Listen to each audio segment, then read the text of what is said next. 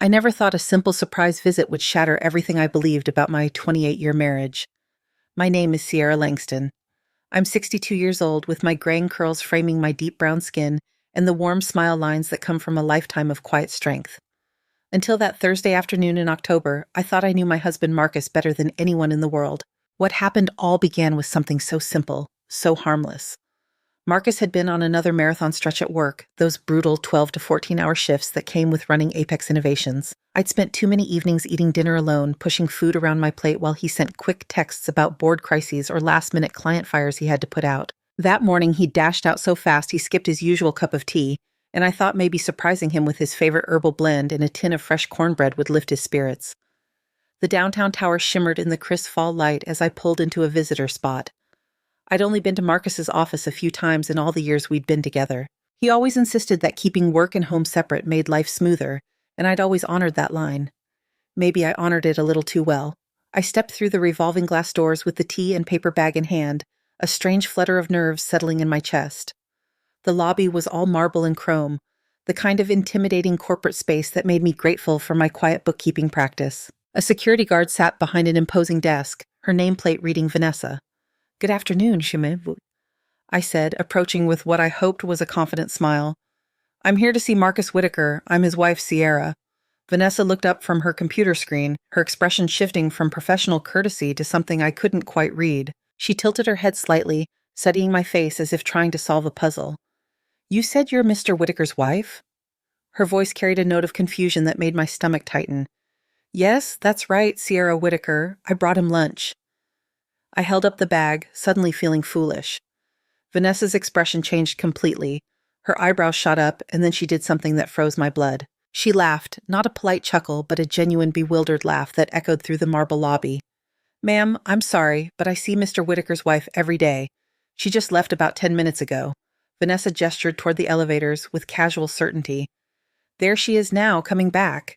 I turned, following her gaze, and watched a tall woman in an expensive emerald suit stride through the lobby. She was younger than me, maybe mid-40s, with the kind of confident bearing that seemed to own every room she entered.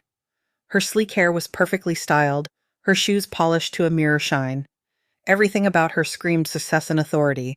The woman nodded to Vanessa with familiar ease. "Afternoon, Van." "Mr. Whitaker asked me to grab those files from the car." "No problem, Ms. Ellis." Kendra Ellis. I knew that name from Marcus's work stories. His vice president who joined the company 3 years ago, the woman he occasionally mentioned in passing. Always in professional context. Kendra this, Kendra that, always business. My hands felt numb around the teacup. The brown bag crinkled as my grip tightened involuntarily. Everything in me wanted to speak up, to correct this massive misunderstanding, but my voice had completely abandoned me. Vanessa was looking between Kendra and me now, genuine confusion creasing her features. "I'm sorry, ma'am, but are you sure you're Mr. Whitaker's wife? Because Ms. Ellis here is married to him." The words hit me like physical blows. Married to him. Present tense, not was married, not claims to be married, but a simple matter-of-fact statement that shattered my reality. Kendra paused mid-stride, her attention drawn to our conversation. When her eyes met mine, I saw something flicker across her face. Not guilt, not surprise, but recognition. She knew exactly who I was. "Is there a problem here?" Kendra's voice was smooth, controlled, the voice of a woman accustomed to managing difficult situations. Something cold and calculating passed through my mind in that moment. Every instinct screamed at me to explode, to demand answers, to create the scene the situation deserved. But a deeper wisdom, born from 28 years of reading people and situations in my bookkeeping practice, told me to play along. "Oh, you must be Kendra," I said, forcing my voice to remain steady. "Marcus has mentioned you. I'm Sierra, a friend of the family." The lie tasted bitter, but it bought me time to think. "I was just dropping off some documents for Marcus." Kendra's shoulders relaxed slightly, but her eyes remained watchful. "Ah, yes. Marcus has mentioned you, too." Had he? What had he said? "He's in meetings most of the afternoon, but I can make sure he gets whatever you brought." I handed over the tea and cornbread, my movements mechanical. "Just tell him Sierra stopped by." "Of course." Kendra's smile was perfectly professional, perfectly normal, as if we hadn't just had the most surreal conversation of my life. I walked back to my car in a daze, my legs moving without conscious direction. The October air felt sharp against my skin, but I barely noticed. Everything looked the same as when I'd arrived 30 minutes ago, but my world had fundamentally shifted. Sitting in the driver's seat, I stared at the office building through my windshield. 28 years of marriage. 28 years of sharing a bed, a home, dreams, fears, inside jokes that nobody else understood. 28 years of believing I knew this man completely. My phone buzzed with a text from Marcus. Running late again tonight. Don't wait up. Love you. Love you. The words that had once brought me comfort now felt like another lie in what was apparently a web of deception I'd been blind to. How long had this been going on? How many times had Kendra been introduced as his wife, while I sat at home making dinner for one, believing his stories about late meetings and business dinners? I started the car and drove home through familiar streets that suddenly felt foreign. Our house looked the same, the red brick colonial we'd bought when Marcus first made partner at his previous firm, the garden he'd insisted on planting our second year there, the mailbox with both our names printed in careful script. Everything exactly as I'd left it, except now I knew it was all built on lies. Inside, the silence felt different. It wasn't the comfortable quiet of a home waiting for its occupants to return. It was the hollow emptiness of a stage set, a carefully constructed facade. I walked through rooms filled with our shared memories, vacation photos, wedding pictures, the ceramic bowl Marcus had made in that pottery class he'd taken 5 years ago. Had any of it been real? I made myself a cup of tea and sat at the kitchen table, staring at nothing. My mind kept replaying the scene at the office, searching for clues I'd missed, explanations that might make sense of what I'd witnessed. But there was only one explanation that fit, and it was one I wasn't ready to accept. The front door opened at 9:30, just as it had countless times before. Marcus's shoes clicked against the hardwood floor, his keys jangled as he set them on the hall table. Normal sounds of a normal evening, except nothing was normal anymore. Sierra, I'm home. His voice carried the tired warmth I'd grown accustomed to over the years. He appeared in the kitchen doorway, looking every inch the successful CEO in his tailored gray suit, his salt and pepper hair still perfectly arranged despite his long day. How was your day? I asked, the question automatic. He sighed, loosening his tie. Exhausting. Back-to-back meetings all afternoon. Did you eat already? He nodded, studying my face for any sign of something off, any hint that he knew about my visit to his office. There was nothing. His expression was exactly what it had always been. Tired, distracted, but genuinely glad to see me. I brought you tea today, I said carefully. To your office. Marcus paused in the middle of reaching for a glass. For just a fraction of a second, something shifted in his expression. Then he smiled. You did? I didn't get any tea. I gave it to Kendra to pass along. Another pause so brief I might have imagined it. Oh, Kendra mentioned someone stopped by. I had back-to-back meetings all afternoon, so I probably missed it. He moved to the refrigerator, his back to me. That was sweet of you to think of me. I watched him pour himself a glass of water, noting how his hands remained perfectly steady. Either he was telling the truth, or he was the most accomplished liar I'd ever met. After 28 years of marriage, I was terrified to discover which one it was. The rest of the evening passed in a surreal pantomime of normalcy. We watched the news together, discussed our weekend plans, went through the same bedtime routine we'd followed for decades. But underneath it all, a terrible new awareness pulsed like a second heartbeat. As Marcus slept beside me, his breathing deep and peaceful, I stared at the ceiling and wondered how many other lies I'd been living with. How many times had he come home from spending the day being Kendra's husband, only to slip seamlessly back into being mine? How long had I been sharing my life with someone who was living a completely different one when I wasn't around? The numbers woman in me started calculating. 3 years since Kendra joined the company. How many late nights, how many business trips, how many times had he mentioned her name in passing, conditioning me to accept her presence in his professional life while she was actually inhabiting something much more personal? But the questions that haunted me most weren't about timelines or evidence. They were simpler and infinitely more devastating. Who was the man sleeping next to me? And who had I been married to all these years? The next morning arrived with cruel normalcy. Marcus kissed my cheek before leaving for work, the same quick peck he'd given me for years. He wore his favorite cologne, the one I'd bought him for Christmas 2 years ago. Everything about him was familiar, comforting, exactly as it had always been, except now I knew I was kissing a stranger. I called my office and told my assistant I'd be working from home. For the first time in my 15-year practice, I couldn't bear the thought of discussing tax returns and quarterly reports. Instead, I sat at my kitchen table with a cup of tea that grew cold while I stared at Marcus's tea mug in the sink. He'd used it that morning, just like always. Had he been thinking about Kendra while he drank from it? By noon, I found myself doing something I'd never done before, going through Marcus's things, not frantically, not desperately, but with the methodical precision that had made me successful in bookkeeping. I started with the obvious places: his home office, the desk where he sometimes worked in the evenings. The drawers revealed nothing suspicious: work papers, company letterhead, business cards from clients I recognized from his stories. Everything was exactly what it should be for a CEO who occasionally brought work home. But then I found something that made my stomach clench: a restaurant receipt from Chez Laurent, the French place downtown where we'd celebrated our anniversary 3 years running, dated 6 weeks ago for 2 people, $68.50. I remembered that night clearly because Marcus had told me he was having dinner with a potential client, a male client from Seattle who was in town for just one evening. I stared at the receipt, my hands trembling slightly. The timestamp showed 8:15 p.m. We talked on the phone that night around 9:30 again. He'd sounded relaxed, happy, describing his challenging but productive client meeting. I'd been proud of him for landing what he described as a significant account, but this wasn't a business dinner receipt. No alcohol charges that would accompany client entertainment. No appetizers or desserts that Marcus would order to impress a potential client. Just 2 entrees and a bottle of wine. The kind of intimate dinner I thought was reserved for us. My phone rang, startling me from my thoughts. Marcus's name appeared on the screen. "Hi, honey," I answered, surprised by how normal my voice sounded. "Hey, I just wanted to check in. You sounded a little off this morning." His voice carried genuine concern, the kind of caring attention that had made me fall in love with him 29 years ago. "Just tired," I said. "Didn't sleep well." "Maybe you should take a real break today. You've been working so hard lately." The irony of his suggestion wasn't lost on me. While I'd been working hard at my small practice, he'd apparently been working hard at maintaining 2 separate lives. "Actually, I was thinking about that dinner you had with the client from Seattle, the one about 6 weeks ago. How did that work out?" A pause, so brief that most people wouldn't notice it. But after 28 years of marriage, I knew Marcus's speech patterns. He was calculating. "Oh, that? It didn't pan out the way we'd hoped." He decided to go with a local firm. His voice remained steady, casual.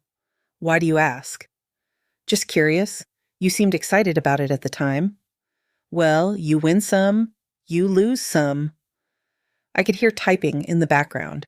He was probably answering emails while talking to me, multitasking the way he always did. "I should get back to this board meeting prep. See you tonight." "See you tonight." After he hung up, I sat staring at the receipt. Either he was lying about the client meeting or he was lying about the dinner. Either way, he was lying. I spent the rest of the afternoon like a detective in my own life, examining familiar things with new eyes. The credit card statements I'd always glanced at casually, trusting Marcus to handle our finances since he made 3 times what I did. Now I studied them line by line. Lunch charges on days when he told me he was brown bagging it to save money. Gas station purchases in neighborhoods across town, far from his usual routes.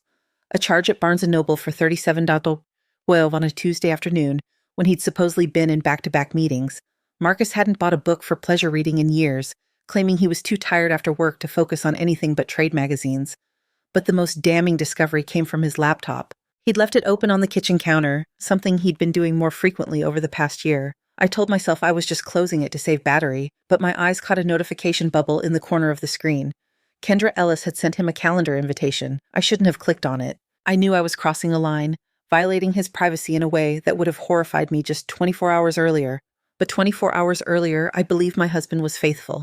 The calendar invitation was for dinner. Tonight, 7:00 p.m. at Bella Vista, the Italian place that had become our special occasion restaurant, the place where Marcus had proposed to me 17 years ago.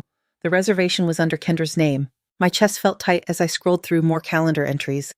Lunch meetings with Kendra that weren't labeled as business. Doctor's appointments that Marcus had never mentioned to me. A weekend spa retreat 3 months ago that he'd told me was a men's conference for male executives. But the entries that made me physically nauseous were the recurring ones. Coffee with Kay every Tuesday morning at 8:00 a.m. Dinner plans every other Thursday. Weekend planning marked for this coming Saturday when Marcus had told me he needed to work. I was looking at a parallel life, meticulously scheduled and carefully hidden. Kendra wasn't just his work colleague or even his affair partner. Based on these calendar entries, she was his primary relationship. I was the side note, the obligation, the inconvenience worked around. The garage door rumbled open at 6:15. Marcus was home early, unusual for a Thursday. I closed the laptop quickly, my heart hammering as I heard his shoes on the kitchen tile. "You're home early," I said, hoping my voice sounded normal. He looked handsome, I realized with a sharp pang.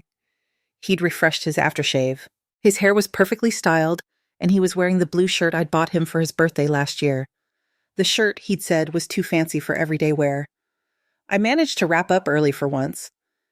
He moved past me to the refrigerator, his cologne trailing behind him. "I thought maybe we could grab dinner out tonight. It's been forever since we did anything spontaneous." The lie was so smooth, so perfectly delivered that I almost believed it myself. If I hadn't seen the calendar invitation, I would have been thrilled by his suggestion. I would have rushed to change clothes, grateful for this unexpected attention from my successful, busy husband. "Where did you have in mind, I asked. "Oh, I don't know. Maybe that new sushi place on 5th Street, or we could try something completely different." He was checking his phone as he spoke, his fingers moving quickly across the screen. I watched him type, wondering if he was texting Kendra. Was he canceling their dinner, rescheduling, or was this part of some elaborate game I couldn't even begin to understand? "Actually," he said, looking up from his phone with apparent disappointment, "I just remembered I have that conference call with the Tokyo office. It totally slipped my mind." He shook his head ruefully. "Rain check?" "Of course." The words came out automatically, but inside something cold and hard was crystallizing. "What time is your call?" 7:30, could run until 9 or 10. You know how these international things go." He was already moving toward the stairs, toward our bedroom where he kept his work clothes. "I'll probably just grab something quick on my way back to the office." I nodded, playing my part in this elaborate deception. "I'll make myself something here." He paused at the bottom of the stairs, looking back at me with what appeared to be genuine affection. "You're so understanding, Sierra. I don't know what I'd do without you." The words that should have warmed my heart instead felt like ice picks. How many times had he said variations of this while preparing to spend the evening with another woman? How many times had I smiled and kissed him goodbye, unknowingly sending him off to his real life? I watched him climb the stairs, listening to his movements in our bedroom. He was changing out of the blue shirt, probably into something more businesslike for his conference call, or maybe into something entirely different for his dinner with Kendra. 20 minutes later, he came back down, wearing a charcoal sweater and dark pants, professional but attractive. He looked like a man preparing for an important evening, not someone settling in for a long phone conference. "I'll try not to be too late," he said, kissing my cheek. The same spot he'd kissed that morning, but now it felt like a betrayal instead of intimacy. "Take your time, I'll probably turn in early anyway." He gathered his wallet, his laptop bag, his keys, the same routine I'd watched thousands of times, but now I knew I was watching an actor preparing to leave one performance for another. The house felt different after he left. Not empty, but haunted. Every familiar object seemed to mock me with its false comfort. The wedding photos on the mantel, the vacation souvenirs on the bookshelf, the coffee table we'd picked out together 10 years ago when we'd redecorated the living room. All of it was real, but none of it meant what I thought it meant. I made myself a sandwich and sat in front of the television, but I couldn't focus on anything. My mind kept circling back to the same impossible questions. How long had this been going on? How had I missed the signs for so long? And most devastatingly, had our entire marriage been a lie, or had something changed along the way? At 8:30, I found myself driving past Bella Vista. I told myself I was just going to the grocery store, that this route was perfectly normal. But when I saw Marcus's black Audi in the restaurant parking lot, parked next to a sleek Jaguar I assumed belonged to Kendra, the last thread of hope I'd been clinging to snapped. They were in there right now, sharing the same kind of intimate dinner I thought was exclusive to our marriage. Was he telling her he loved her? Was she laughing at his jokes the way she used to laugh at mine? Were they planning a future that didn't include me? I drove home in a daze, the weight of my new reality settling around me like a heavy coat. My husband of 28 years was living a double life so complete, so seamlessly integrated that I'd been completely blind to it. The man I thought I knew better than anyone was a stranger. The marriage I'd believed was solid was apparently just the cover story for his real relationship. But perhaps the most shattering realization was this. I had no idea how long I'd been living this lie, and I had no idea what to do about it. The revelation came 3 days later in the most mundane way possible. I was cleaning out the junk drawer in the kitchen, something I did quarterly to keep our household organized, when my fingers closed around a key I didn't recognize. It was brass, worn smooth at the edges, attached to a keychain from Bayview residences across town. I stared at it for a long moment, my mind trying to process what I was seeing. We owned our house outright, had for the past 8 years. Neither of us had any reason to have an apartment key, let alone one from a complex 30 minutes away from our neighborhood. That afternoon, while Marcus was at what he'd called a client presentation, I drove to Bayview Residences.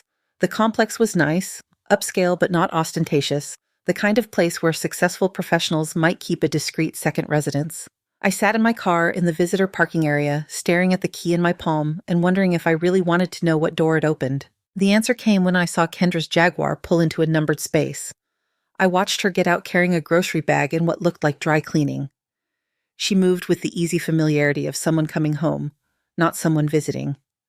When she disappeared into Building C, I waited exactly 10 minutes before following. The key fit perfectly into apartment 214.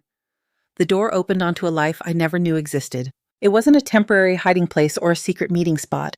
It was a home, a fully furnished, lived-in home with photos on the mantel, books on the shelves, and Marcus's favorite throw blankets arranged on a couch I'd never seen before. But it was the photos that destroyed me completely. Marcus and Kendra at what looked like a company Christmas party, her arm around his waist in a possessive, intimate way. The two of them on a beach I didn't recognize, both tanned and relaxed. Marcus wearing a shirt I'd never seen, Kendra kissing his cheek while he laughed, his left hand visible and notably bare of the wedding ring he wore at home. I moved through the apartment like a ghost, cataloging evidence of a relationship that was clearly far more than an affair. This was a second life, complete and established. And in the bedroom, Marcus's clothes hung next to Kendra's in a shared closet. His cologne sat on the dresser next to her perfume. The bathroom held 2 toothbrushes, his razor, the expensive hair product he claimed was too costly to repurchase when he'd run out 6 months ago. On the kitchen counter, I found the most devastating evidence of all. A folder labeled Future Plans in Marcus's handwriting. Inside were house listings in Kendra's name, vacation brochures for trips I'd never heard him mention, and a business plan for expanding the Apex Innovations with Kendra listed as CEO and Marcus as president. But at the bottom of the folder was something that made my hands shake, a consultation summary from Patterson and Partners Family Law. The letterhead was familiar because Patterson and Partners was the firm that had handled our will updates 5 years ago. According to the summary, Marcus had met with them twice in the past 4 months to discuss optimal divorce strategies for high-asset individuals. The document outlined his approach in clinical detail. He planned to file for divorce, citing irreconcilable differences and emotional abandonment. The strategy involved establishing a pattern of my alleged emotional unavailability supported by what the lawyer called lifestyle incompatibility evidence. According to this plan, my preference for quiet evenings at home would be presented as social isolation. My satisfaction with my small bookkeeping practice would become lack of ambition. My contentment with our modest lifestyle would be reframed as inability to support his professional growth. But the most chilling part was the timeline. Marcus had been planning this divorce for at least 2 years, carefully documenting instances of what he called my withdrawn behavior. He'd been creating a narrative of our marriage that painted me as an inadequate wife who'd gradually become emotionally unavailable. The man I'd been living with, loving, trusting, had been systematically building a case against me while I remained completely oblivious. I sat on their couch, surrounded by evidence of their shared life, and tried to process the magnitude of the deception. This wasn't just an affair that had gotten out of hand. This was a calculated replacement of one life with another. Kendra hadn't just stolen my husband. She'd systematically assumed my role while I was gradually being written out of the story. My phone buzzed with a text from Marcus. "Running late tonight, don't wait up, love you. Love you." The same words he'd probably texted me from this very apartment. Maybe while Kendra was cooking dinner in their kitchen or while they were planning their next vacation together. How many times had he sent me loving messages while actively living a completely different life? I photographed everything with my phone, my bookkeeper's mind automatically creating the documentation I'd need later, the photos, the legal documents, the evidence of their shared residence. But as I worked, a strange calm settled over me. For 3 days, I'd been tormented by uncertainty, by the gap between what I knew and what I suspected. Now I had answers. And while they were devastating, they were also clarifying. Marcus hadn't just been having an affair. He'd been conducting an elaborate long-term plan to transition from one life to another with me as the unwitting supporting character in my own replacement. The man I'd been married to for 28 years had spent the last several years methodically erasing me from his future while maintaining the facade of our marriage. When I got home, I found Marcus's laptop open on the kitchen counter again. This time, I didn't hesitate. I opened his email and found correspondence that confirmed everything I'd discovered at the apartment. Messages between Marcus and Kendra discussing when to make the transition. Communications with his lawyer about preparing Sierra for the inevitable changes. Even emails to our mutual friends, subtly preparing them for what he called some difficult decisions I'll need to make about my marriage. One email to his brother Quentin, dated just 2 weeks ago, was particularly devastating. Sierra's been so distant lately. I think she's going through some kind of midlife crisis, but she won't talk about it. I'm trying to be patient, but I can't sacrifice my own happiness indefinitely. Kendra thinks I should consider all my options. Reading this, I realized that Marcus hadn't just been living a double life. He'd been actively rewriting our marriage history to justify his planned exit. Every quiet evening I'd spent reading while he worked on his laptop. Every time I'd encouraged him to pursue his career ambitions, even when it meant less time together. Every instance of my being supportive rather than demanding had been transformed into evidence of my inadequacy as a wife.